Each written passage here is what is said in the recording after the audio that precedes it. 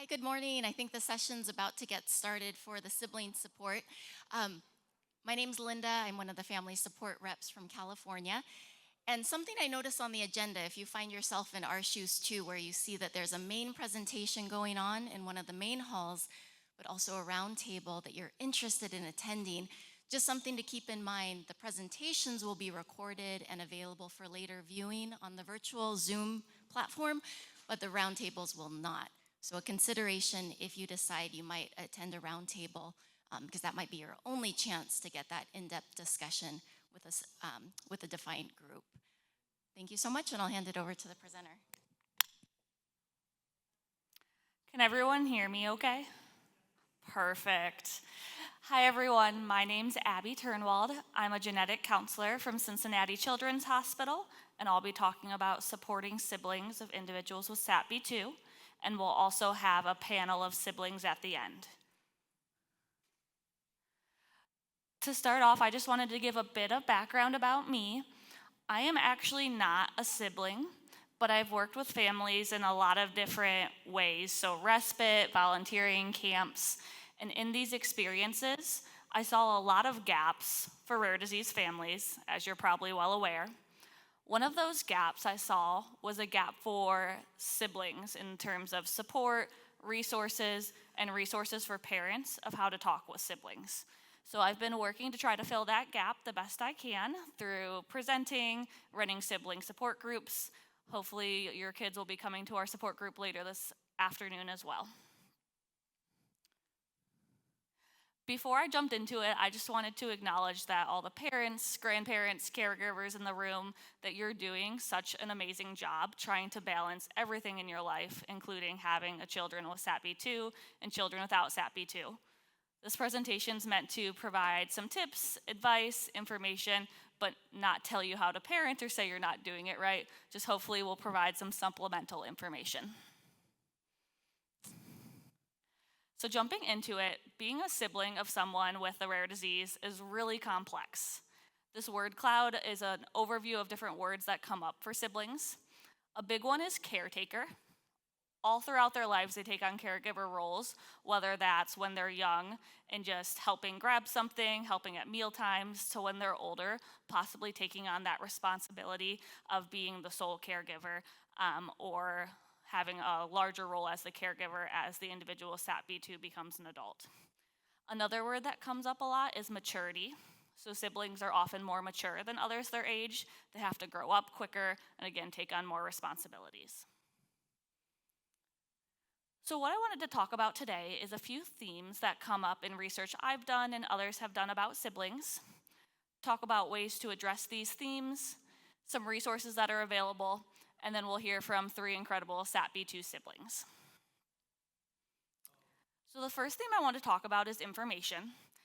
As a genetic counselor, I'm giving information to parents. Here's the diagnosis, here's what this means, but I often think, who then gives that information to the siblings? Oftentimes, they're not in that diagnosis session, so who is in charge of giving that information? And that's often falling on the parents. You yourself are often going through a lot of complex emotions, grief, and it might not be top of mind to discuss it with the sibling, or you might not know when to discuss it, how to discuss it, so just want to touch on some of those topics. What we've learned in our research is that siblings start seeking information at a really young age. A study we did of siblings of children with a condition called Angelman syndrome, the youngest we surveyed was 5, and those 5-year-olds had lots of questions, and really in-depth questions as well. They asked it all. In a study that we did that included SATB2 families, we asked siblings of kids with neurogenetic conditions or neurodevelopmental conditions if they had questions about their sibling. 38% said they did. And when asked if they wanted to learn more, the majority of siblings still wanted to learn more about the condition, even if they didn't have questions. What we know is that siblings really understand what they see. So they can see that their sibling doesn't talk or uses a communication device. They see that they go to therapies, but they often lack understanding of why, so the cause of symptoms, if symptoms will progress over time, what the future looks like, and then how they, as siblings, can talk to others about the diagnosis. I wanted to highlight some of the different questions that have been asked by siblings in the different studies I've done.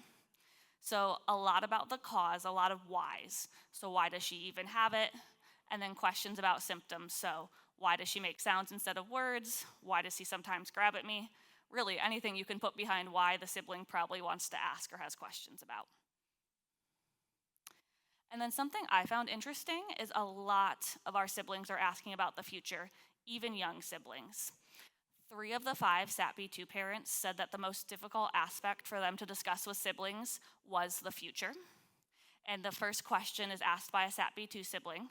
So should I be worried about their well-being as they get older? Can they live independently?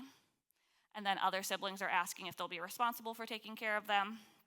And then a younger sibling, their concept or perception of the future, they're wanting to know if the disability will go away, get worse, or just stay the same. So these questions all came from just a write-in section on a survey of what questions you have. It's hard to say, since we didn't actually talk to the siblings, if these are questions they weren't comfortable asking their family, questions that just randomly came up when they had the opportunity to ask.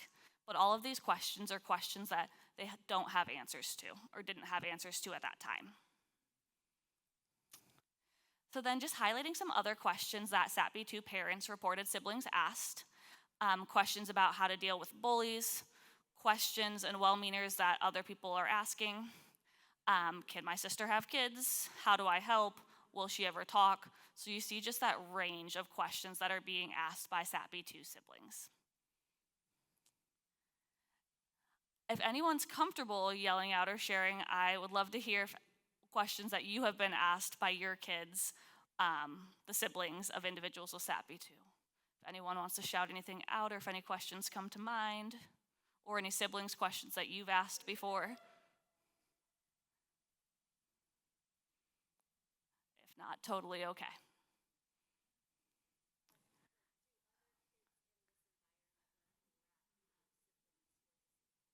Okay, yeah, and that's when I feel like that comes up a lot, of wanting to know if there's other siblings out there. I see a couple siblings in the room who joined us for a virtual sibling group we had before this conference, and most of those siblings hadn't met other individuals who had a sibling with SATB2 before. As you know, you've seen the numbers. Everyone's spread out all over the world, so the chance to meet another sibling is rare. So wanting to know that information is really prominent. And then I just want to talk about, if siblings don't have information, what is the consequence of that? So for one, we've seen a lot of misconceptions that can come up. For example, in one study, 3 kids thought that they had a chance of getting the genetic condition that their sibling had. And it wasn't a genetic condition that they had a chance of getting. It was new and de novo in that kid.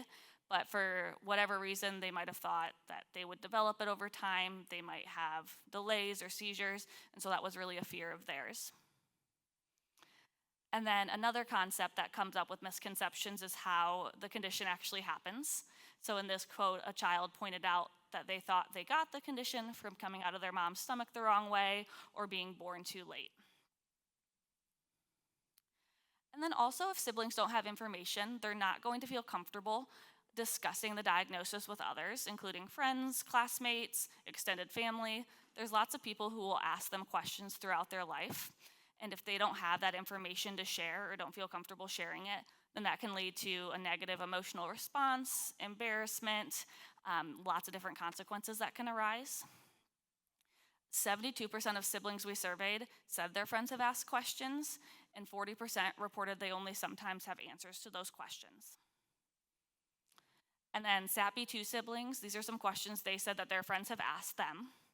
So why does your sister act like she's 6 even though she's 10? What's wrong with your sister? What's wrong with him? Why is your brother weird? So these are questions that siblings are being asked at school, when they have friends over on the playground. And if siblings don't know how to respond, then that's going to be difficult for them in the long run. And then the big concept is the friendships. So if siblings don't know how to talk about the diagnosis with their friends, they might not feel comfortable having friends over to their house or developing those friendships. So as siblings of individuals with a developmental and seizure condition, about 40% said their friendships were affected. 60% said they had difficulty having friends over to their house, and 7% said they didn't want to have friends over at all. So you can see that impact, and we're talking about if you give them information, maybe this will help. There's obviously a lot more that goes into the embarrassment or jealousy, guilt, the different emotions siblings are feeling and reasons they don't want to have friends over, but the information piece is also a key component.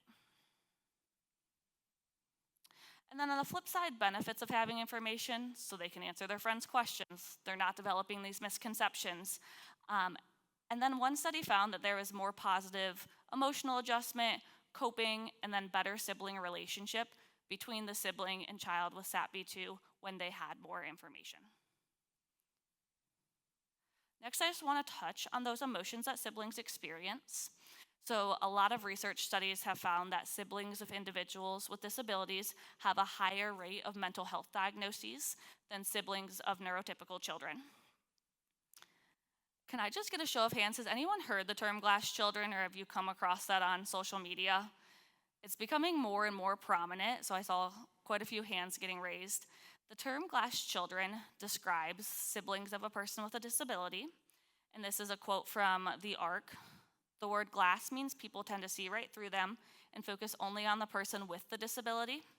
Glass is also used because the children appear strong but are not. These children have needs that are not being met. So I think this term, where it has, some people like it, some people don't, but I think it has a lot of truth to it, that oftentimes these siblings feel invisible, they feel like they're not being seen, they can't show their emotions. One of the reasons that siblings don't show emotions is because they don't want to burden their parents. They see that you have a lot going on and they don't want to add to your plate. They don't want to be that extra stressor.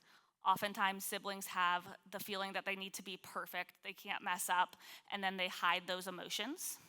As many of you probably know, when you hide your emotions, they tend to build up and eventually the glass overflows. And those emotions come out as behaviors, withdrawal, anxiety, depression, when all those emotions can't be handled anymore. For the sake of time, I'm just going to skip some slides in here. But siblings themselves also report an increase in mental health. So it's something that researchers have looked at and asked parents about. But when you actually ask siblings, a majority are saying that their mental health is impacted by having a sibling with a rare disease. And a couple quotes from some siblings. So one talked about how it's hard work keeping their sister safe and well. It's stressful going to the hospital. I worry about her a lot. Another sibling talked about how the most challenging thing is trying to stay calm when they hurt you, worrying about them when they are poorly or having a seizure or getting hurt. So you can just imagine the emotions and stress that you feel. Siblings are feeling those as well. And then lastly, I just wanted to touch on the theme of attention. So as I'm sure you're well aware, it can be really difficult to provide equal attention to your child with SATB2 and the child without SATB2. And 21% of families, when they were asked what's the most difficult aspect to discuss with your children without SATB2, 21% said that parental attention was the most difficult for them to discuss. And then when we asked siblings, what's the most difficult aspect of having a sibling, the specific study was on development and seizure conditions.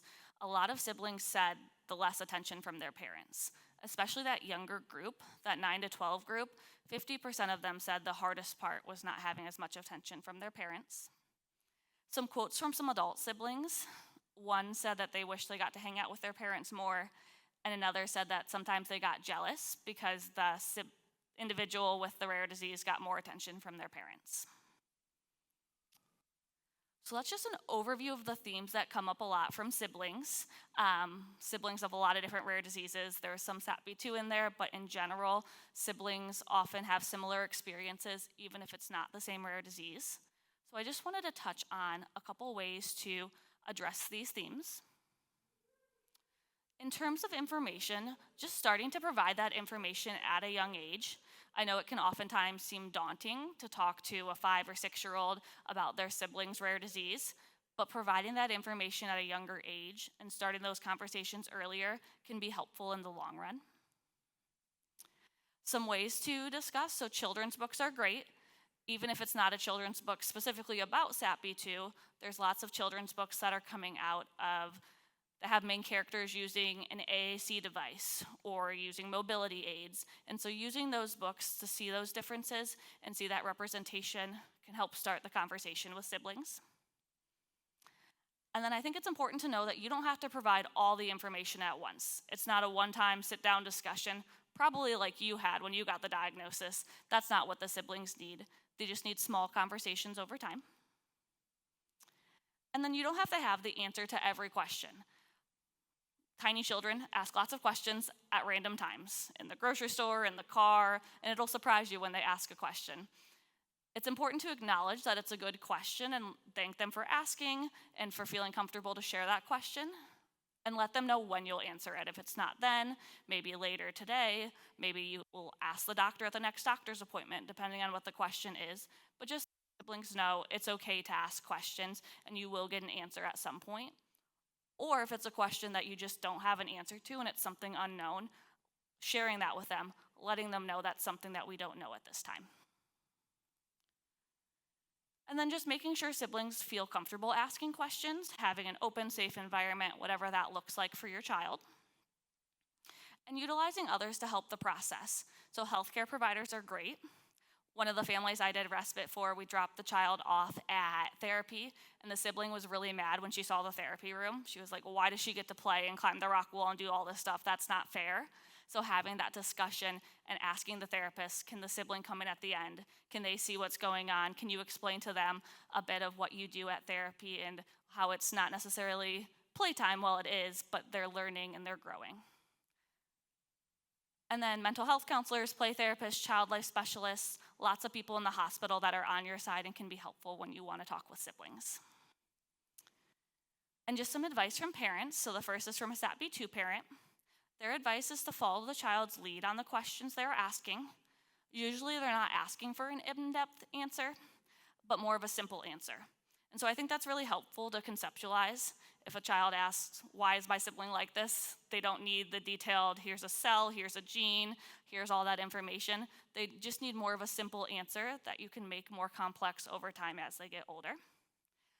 Another parent talks about being honest and age appropriate, allowing questions and conversation, even if it's hard for the parents to answer and talk about. So you saw that a lot of parents say the future is really difficult to talk about. If you don't talk about it and you end up at that point when the sibling is 20, 25 and you want to have those discussions, it might hit that point that the sibling at that point doesn't want to discuss it. It's something that they wanted to discuss at an earlier time, and now they formulated their own thoughts of how their own future looks, and it might not be the same as yours. So starting those discussions earlier can definitely be really helpful, even if it's difficult. And then the emotional impact, just some tips on how to approach the emotional impact. For one, a lot of siblings say, my parent's so calm, I've never seen my parent stressed or cry, because you often want to hide those emotions when the siblings are asleep, and you don't want them to see your emotions. It can actually be helpful for siblings to see your emotions, because then they know that it's okay for them to have similar emotions. For example, if if an individual had a seizure, a parent could acknowledge that that's scary and say that they themselves are feeling sad, and then in terms give the sibling that opportunity to express how they're feeling. So if a sibling knows that you have emotions, they feel that they can also have emotions. And then, as always, siblings might benefit from seeing a mental health counselor. You don't have to have a diagnosis of anxiety, depression to see a counselor. You can do it without having a diagnosis, and it can just be helpful for the sibling to have a neutral person to talk with about what they're experiencing. And then showing the sibling different opportunities for coping mechanisms, talking about what you yourself do to cope and how they can do that as well. And then preparing siblings for tough scenarios. So if you know there will be a hospitalization, or the sibling might have behavior or something might occur when their friends are over, preparing them ahead of time for what to do in those tough scenarios. So if your friend's here and your sibling is having a behavior, this is something you could do. You all could go outside, you could go to your room, just preparing them ahead of time so they're not stuck when the situation actually occurs. And then just some different advice from parents regarding emotions, letting the sibling say anything they feel, also the bad things. So again, just acknowledging that not everything has to be perfect. They're allowed to have bad thoughts, feelings. Siblings sometimes in our support groups, they just want to express that their sibling with a rare disease is really annoying. And that's okay to say. And typical sibling pairs will say that as well, so they are allowed to say that.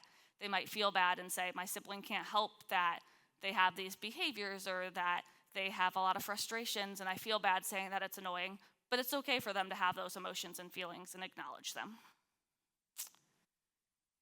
And then lastly, talking about that attention piece, that really, really difficult piece, just some ideas that might help in your life. So for one, taking advantage of downtime when your child's at therapy. So even if it's just 20 minutes, what can you do during those 20 minutes to make that time special for the sibling? And then if there's ever an opportunity to take the child out from school an hour early and give them some time with just you before their sibling with the rare disease comes home, just finding those little areas that you can include the sibling more and that one-on-one time can be really helpful.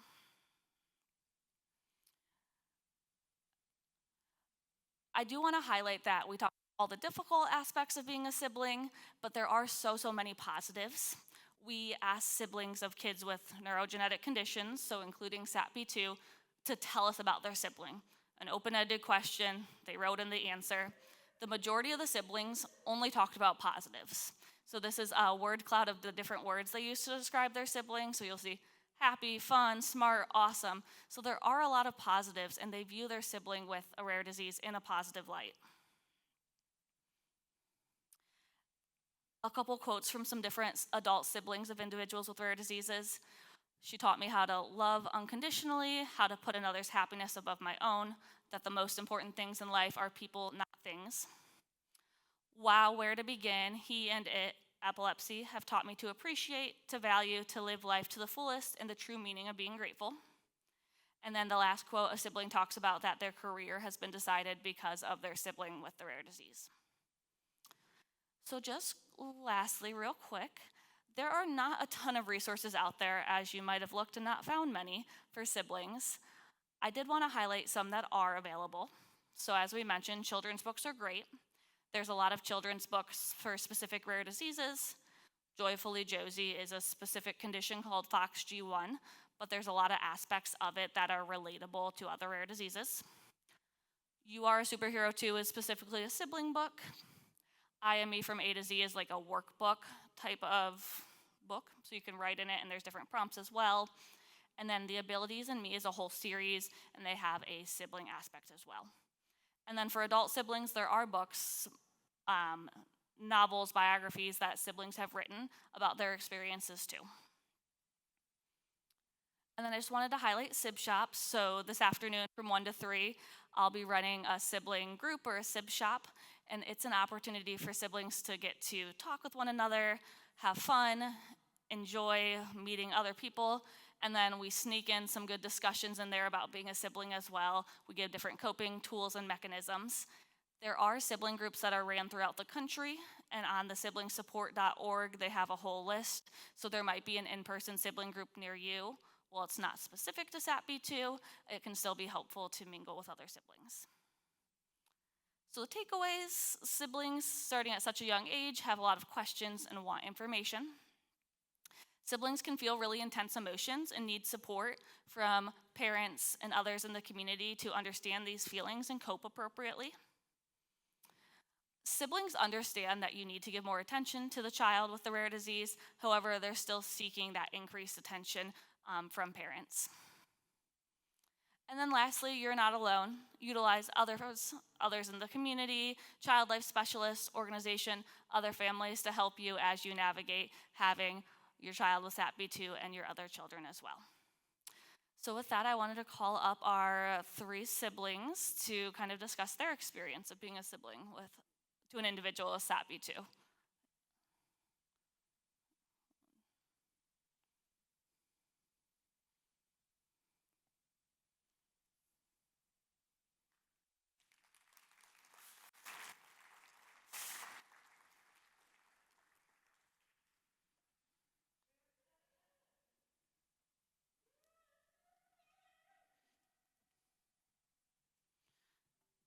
All right, so we'll just ask them different questions and let them answer whatever order you all want to go in. So if you want to start by just telling us about yourself. So how old you are, where you're from, what you currently do in your current stage of life. Can you hear me? Okay. My name is Hannah Watkins. I'm sister to Noah over there. I am 26 years old. Noah is 27. I am currently a nurse for Maryland's Developmental Disability Administration, which was very heavily influenced by having a brother with a developmental disability. But yeah. Perfect. My name is Josie DeLay, and I'm the older sister of Cooper DeLay. I'm 19 years old, and he is 14. I am currently attending college in South Dakota, and yeah. I'm Mallory Edwards, Morgan Edwards' sister. I'm 11, and I play soccer, and I'm in 6th grade. Nice. So if you guys don't mind just sharing your favorite memory or one of the top memories that comes to mind with your sibling with SATB2. My favorite memory is she loves the beach, and my favorite memory is when we were swimming together. So. I don't have a specific memory, but my brother and I like to go driving around a lot. He likes to listen to music, so we're from a small town, so a lot of times for fun we just drive around and listen to music. Yeah, I also don't really have a specific memory, but I have two other brothers also. When we're all together, sometime Noah just like laughs and laughs because he's having so much fun and he finds us so funny. And so he loves to play like mini golf. So we go and do that together, and he just has such a great time, and that's really fun. Thanks so much for sharing. So if you don't mind sharing what it's like having a sibling with SATB2, maybe some of the best parts or things you've learned from having a sibling, and then on the flip side, some of the hardest parts for you of having a sibling with a rare disease. Having Noah as my brother has definitely taught me to, I guess, be really selfless.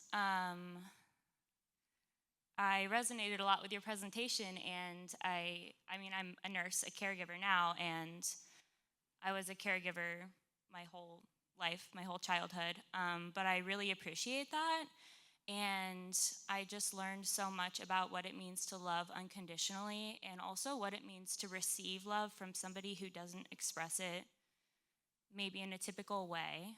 I would consider myself Noah's favorite person. I think that's true, actually, but it's just, it like brings me so much joy to be his sister. And I think I'm allowed to say this, but he's my favorite person. But it was also really challenging growing up. I am just a year younger than him, and so I don't think I don't know anything other than having him as my brother. But it was definitely challenging growing up and having like those typical sibling, like he would try to like get on your nerves or do things intentionally to upset you. And then unlike my other brothers, you can't really hold him to the same level of like responsibility for those things. And I do remember being really frustrated by that growing up. But what was the rest of your question? Just some of the hardest parts or things that have been challenging for you. Definitely. So Noah was diagnosed my freshman year of college. And so I think having experienced a little bit of like adulthood now, and seeing what that's gonna look like as we continue to get older has been really interesting. My parents did a great job of, I think, encouraging me to still pursue the things that I wanted to pursue in life. And so knowing that I'll someday play a really big role in being Noah's caretaker hasn't really hindered me from, I guess, living and doing the things that I want to do now. But I do know that one day I'll be responsible for Noah. I'll be his legal guardian. Hopefully not for a really long time, but Noah also lives in a group home, which is, you know, best for him and best for our family. And so, yeah, I think it's hard right now. I live almost 2 hours away from him, and so I don't see him every day. I probably see him every couple weeks, and we FaceTime, and I don't play a really big role in his life right now other than just fun sister visits and family time together. And that's really challenging, I guess, feeling the responsibility of like, I need to see him and I need to spend time with him, but also I have my own adult life and I have my own friends and I have a job. And I think that's been really hard, but also knowing that I'll play a bigger role in that in the future, it's nice to kind of have time now where there's maybe a little bit more freedom. So I don't know. It's hard to juggle, but Thank you so much. Yeah. So first, just talk about some of the best parts or some things you've learned from having a sibling with SATB2. And then on the flip side, things that have been challenging growing up with a sibling with SATB2. Probably like the best part about being a SATB2 sibling, it's like a sibling in general, is that I feel like I'm constantly going to be close to Cooper forever. Like not very many people can say that you love it when your 14-year-old brother gives you hugs and kisses, but we really appreciate it. I also have a sister that's 1 year younger than me, so we kind of tag team Cooper together all the time, working together, and she's really been helpful through that. I would say that Cooper's just challenging because he gets angry very fast, and he can be very aggressive. So that definitely takes teamwork. So that'd probably be one of the difficult parts of having a sibling. Another one would be that we always have someone watching Cooper or with Cooper.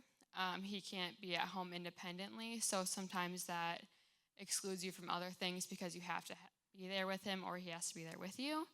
But we like taking him along, so it's not that big of a deal. And then, yeah, that's basically it. And if you don't mind sharing on that behavior piece, because I feel like that's a huge piece for a lot of families, how have you coped when there's challenging behaviors, and what is something that you do that helps you not have to get too involved and still have time for yourself as well? My family and I all work really hard together to take turns. Like sometimes if we know that somebody's frustrated or they're just having a bad day with Cooper, then somebody else can help him and take care of him. And then we also have a lot of family support that will help take him on the weekends, which gives our family like some time to just have some downtime. And he really likes going with my grandma and grandpa, so it's not a big deal. But yeah. Awesome. Thank you so much. One of the things, Yeah, the best part, things that you've learned, and then the hardest part. okay. I think the best part of having a sibling with SATB2 is like how they express their emotions, like when they're like really like happy, and then it's just really like joyful and like makes me happy too. And also something that I learned is like how to deal with things like that, and like in like public, and yeah, like you have to like learn how to cope and all those things. And also one of the hard part is like how they express their emotions as well, like how like easy that can change and flip. So like it's also hard to deal with that sometimes, and that's one of the things. Yeah. Thank you so much. And just one last question, and then we'll have some time if anyone has questions for myself or the sibling panel. What do you want the parents in the room to know, or what do you want other people in society to know about having a sibling with a rare disease?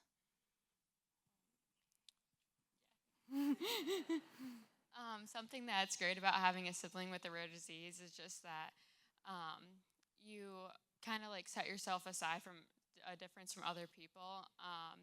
You make a better connection with your sibling because they just feel like they're young forever. They don't really ever go into like that phase where they don't like you or they want to avoid you and not let you hang out with their friends. So that's definitely been fun. Just anything that you would want or your friends to know, or other parents who have young siblings that want to make sure that they give them the right information and help them have their own life on top of being a sibling. Just any advice you can think of. Advice that I would give to other SAS siblings would just be that even though it's really hard, you'll discover that when you get older, it's like so rewarding to see Cooper like use his talker really good, and even though you might be frustrated that he can't talk, then he starts using his talker, so it's so exciting. And you just have other achievements in life that are so exciting. Thank you. I think something that's super important to, or maybe challenging for me as I'm thinking about it right now, is like the idea of identity for you if you're a SAS sibling, or for parents. Like Noah is like this huge part of my identity, and like being his sister is like this really defining part of my life. But I think it has been like challenging growing up and like trying to separate that from like all the other things. And I think sometimes for me it can be hard to think of myself as anything like but Noah's sister, and like the responsibilities that go along with that. But then, you know, I have a lot of other interests, and I do some things in my life that, you know, are challenging for me to include Noah in, or, you know, sometimes you just want to have something that's totally separate from your siblings, which is a really, really normal, I think, desire for any sibling. But I think it's challenging when, kind of like you were saying, like your SATB2 sibling kind of needs to be with you all the time, or with someone in your family. Yeah. One other thing is that like That's okay. Do you have any advice, like things that your parents have told you of that have been helpful? yeah, cause they have trouble communicating sometimes. Like they find other ways, and like they might like grab you or something. And like some people think that like they're mad at them, or like so you just have to like eventually like you realize that they're just trying to communicate with you, and that's something like people like have to find out. That is huge. Can we get a big round of applause for these siblings?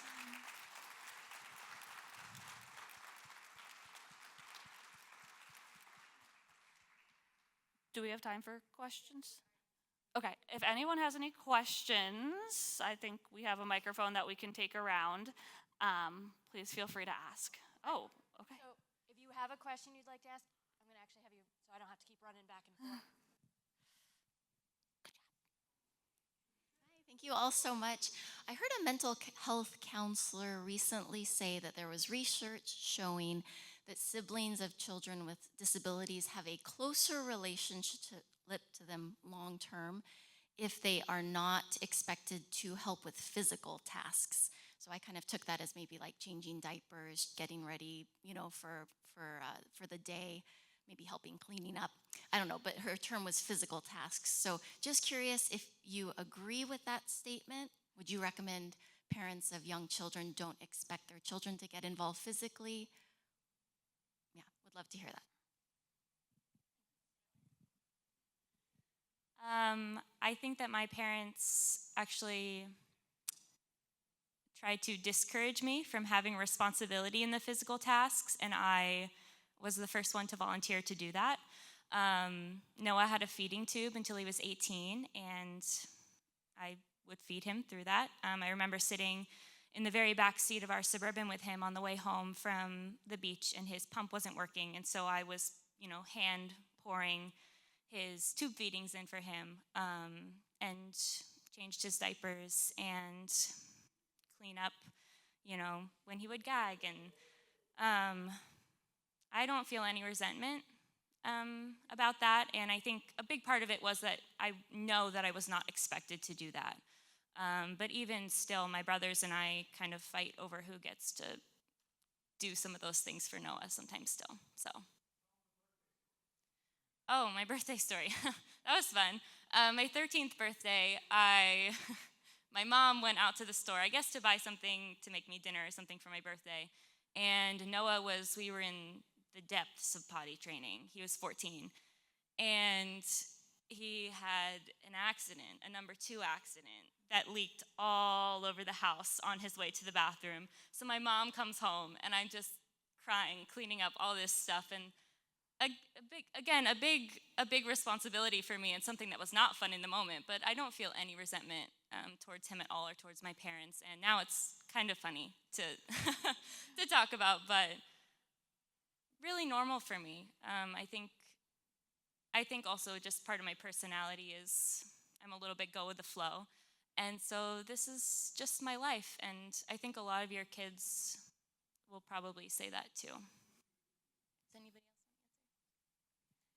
I feel like it encouraged a better connection, honestly. We don't have a feeding tube or anything for Cooper, but we do just change diapers and shower and medication and stuff like that. Sorry. So I just feel like it kind of encourages you to have a better connection because you're understanding what your parents are going through when they're having to do all that, and then you understand how to take care of your sibling better. Up to you.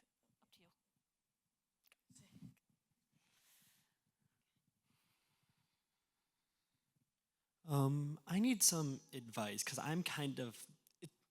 It's a weird. It's a small question, but it has a lot of context. It's a whole mess of things. But I'm 18. I am starting college this year, just community college. But a part of me really wanted a dorm, and at first it was just like, oh, I just want to, try being an adult. But the true part of it, and it kind of took a lot for me to confront it, but I kind of just felt like it was me wanting to run away. And like the more of me thinking that, the more I kind of realized it was right. And like, it's just, I have this fear that I'm actively losing myself before I even had a chance to have it. Like, I'm trans, and it's already tough enough talking like about being trans to my parents. I don't even want to try this conversation with my 7-year-old SATB2 brother. I want to move away cross country. Like I want to live in New Orleans after college. I don't know if that's possible. It's scary, and I'm afraid I'm losing myself before I even had a chance to be me. And I can touch on some of that too. I think that guilt is something that comes up a lot, and a lot of siblings want to do what maybe their friends are doing or other people are doing and have that experience to leave and to leave what you've known, but then they have that guilt of leaving their parents with their sibling when they helped out so much during childhood, and they want to give their parents a break and what's going to happen if they're not there every day like they've been for their whole life. And I think that guilt is really real if that's something that you are struggling with at all. And then just starting that conversation of wanting your own life is really, really difficult. But I think being open and honest is probably the best thing to do, and starting that conversation, even small, and just bringing it up and seeing how it goes. Do you all want to touch on it too? Yeah, I struggle with that when I went away to college. And that was also, Noah was having a lot of behaviors, and that's when he was diagnosed, and that's when he was placed in a group home because it wasn't safe for him to be at home. And I felt a lot of guilt about not being there for my family during that time. But I would really encourage you to just have open and honest conversations with your family. I think there is a lot of sense of responsibility, but it also is not your responsibility to be, the main support for your family. And there is a lot of freedom in going away, even just for a few years for college, and just experiencing what it's like to not have those daily caregiver, responsibilities. And I think that probably is what a lot of parents want for, siblings of kids with disabilities. But if you start those conversations now too, it also gives your parents opportunities to find other help and find other people in their community that maybe they just haven't asked before that can step up and take the place of the things that you do. But yeah, I would encourage you, if that's something that you want to explore, I would definitely encourage you to do that, because it's been really, really nice for me to be able to, I don't know, discover who I am outside of just being a caretaker.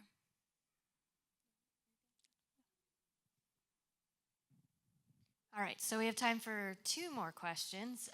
So I'm going to do one of our online questions, and then Joe, you can do your question. And then if anybody else didn't get to ask your question, we have that QR code on your table. You can go ahead and scan that and ask your question. We'll get an answer for you. So for our online question, we have a family who has 2 kids, 10 and 8. 10 is their sassling. and they want to know how to handle sibling rivalry. So right now, their 8-year-old kind of views their 10-year-old sass sibling as a bully. So how do you handle that?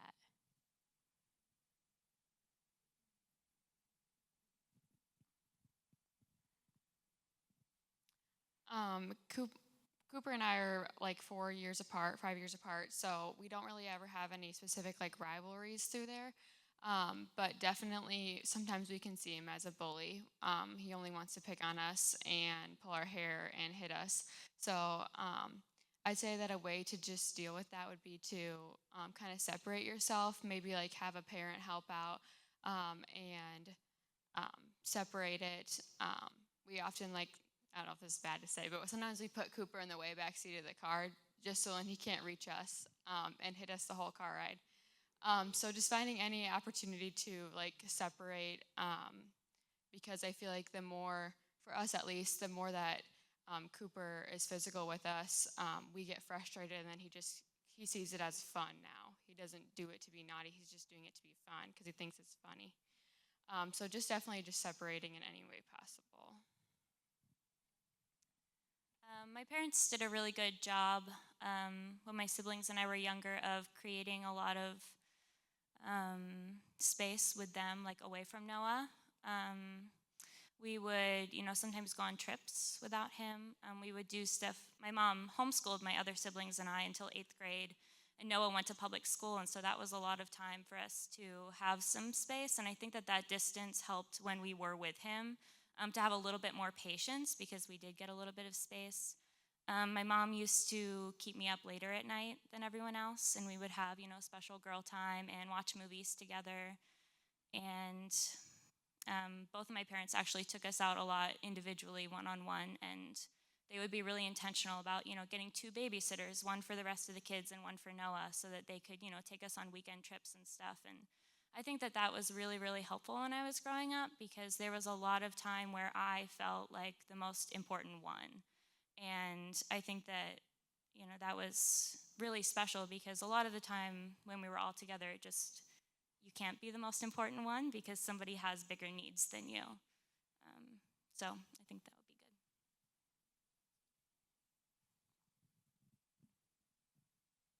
be good. Hi, thanks for sharing, the fun times, also the challenging times with everyone here. I guess my question is, if you could travel back in time and talk to an 8-year-old of yourself, what advice or words of wisdom would you share with your 8-year-old self? Thanks.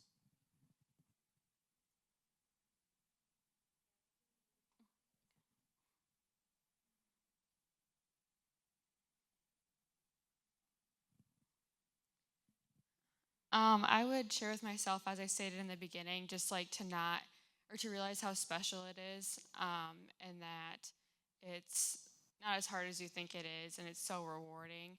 I would probably tell myself that I need to learn to be patient a lot faster. I find myself to be really patient, but it's definitely one of the things that you need the most, being a parent or a sibling. So just to work on that when I'm younger. Also probably to encourage like my friends and stuff to see my brother more as this person that he is. A lot of people see him as like, oh, he's so cute, like he can't talk and all that different stuff. But I wish that I would have explained to them when I was in middle school and elementary school and high school that what a syndrome actually was. Like she stated, like sharing to our friends what he actually has, and the different qualities of Cooper versus just the very minor stuff. I think I would tell myself that it just gets like better and better. The relationship just gets deeper, and like all people, Noah just there's just more levels of him that I'm always uncovering. And yeah, I think that I would just remind myself that even when it's really hard, it's going to be the most rewarding and joyful experience. Thank you so much, guys. We appreciate you being willing to share. That wraps up this session. So next session starts in about 3 minutes. So we will see you all there.